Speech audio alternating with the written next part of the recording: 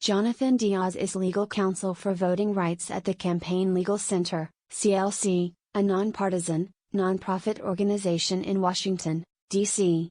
He is also a CNN election law analyst. Before joining CLC, Diaz worked in private legal practice in New York and at the National Hispanic Media Coalition in Washington, D.C. The views expressed in this commentary are his own. View more opinion on CNN, you've seen them. They check your name and voter registration when you arrive at your polling place, provide you with the correct ballot and hand you an I voted sticker when you're done. They're poll workers, volunteers recruited and trained by county and local election officials to do the tough work of keeping our elections running. Without these unsung heroes at the polling place, our electoral system simply could not function. And on September 1st, National Poll Worker Recruitment Day, election officials around the country are beginning their final push to staff up once again before voting begins. According to the Election Assistance Commission, EAC, 637,713 Americans assisted as poll workers on Election Day in 2018 in 45 states. But more than two-thirds of jurisdictions reported that it was either very difficult or somewhat difficult to obtain a sufficient number of poll workers to meet their needs. In some areas, like Bucks County, Pennsylvania, concerns about poll worker shortages were so severe in 2018 that election officials were scrambling to find enough hands to staff the polls in the weeks leading up to Election Day. And, of course, in the many jurisdictions offering early in-person voting for days or weeks prior to Election Day, the need for volunteers is even greater.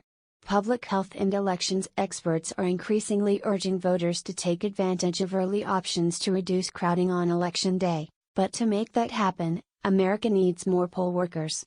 The challenges elections officials face in recruiting and retaining poll workers have only grown in 2020 due to the COVID-19 pandemic. The EAC reports that the majority of poll workers in 2018 were 61 years old or older, meaning that many of them may be at a higher risk of contracting and developing serious medical complications from the virus. While it's too early to know the average age of poll workers this year, elections officials across the country are already reporting issues in recruiting older traditional poll workers. The chaos caused by a poll worker shortage isn't some hypothetical problem. We saw the impact of short-handed election offices in primary elections earlier this year in places like Georgia and Wisconsin. When states and counties don't have enough volunteers to work the polls, they have to consolidate polling places, resulting in long lines, burdensome delays and crowded polling locations, which, during a pandemic, creates a greater risk of spreading disease. These shortages are already leading some officials in states like Maryland to consider consolidating polling places for the November general election. In response to this impending crisis, elections officials have turned to unusual methods to recruit volunteers. Governor Tony Evers of Wisconsin authorized members of the Wisconsin National Guard to work the polls this fall. The Ohio Supreme Court, with support from Ohio Secretary of State Frank LaRose, is allowing attorneys licensed in the state to receive continuing legal education, CLE credit for working the polls, a call that has been echoed nationwide by the American Bar Association. The Tennessee legislature lowered the minimum age to work the polls from 17 to 16 earlier this year, and Kentucky and California have set up new online portals to facilitate poll worker recruitment.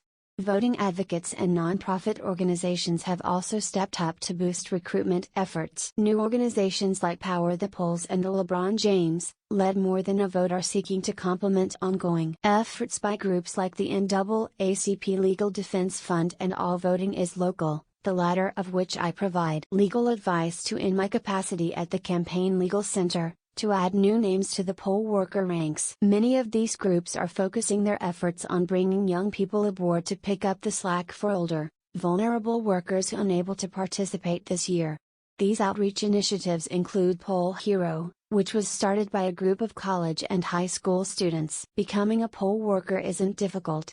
The eligibility requirements and time commitments vary depending on where you live, but your state and county election officials should have all the information that you need to be able to sign up, and the EAC and Work Elections, a project of the nonprofit Fair Elections Center, have created a helpful online tool to help figure it out. Before working the polls, you usually have to participate in a training session for each election to become familiar with your jurisdiction's election rules and procedures. Once you do, you can not only perform a valuable public service, but in many cities and counties, you can even get paid for your time. The 2020 election will be like no other in history, and the best way to ensure that it goes as smoothly as possible is to roll up your sleeves, put on your mask and get to the polls.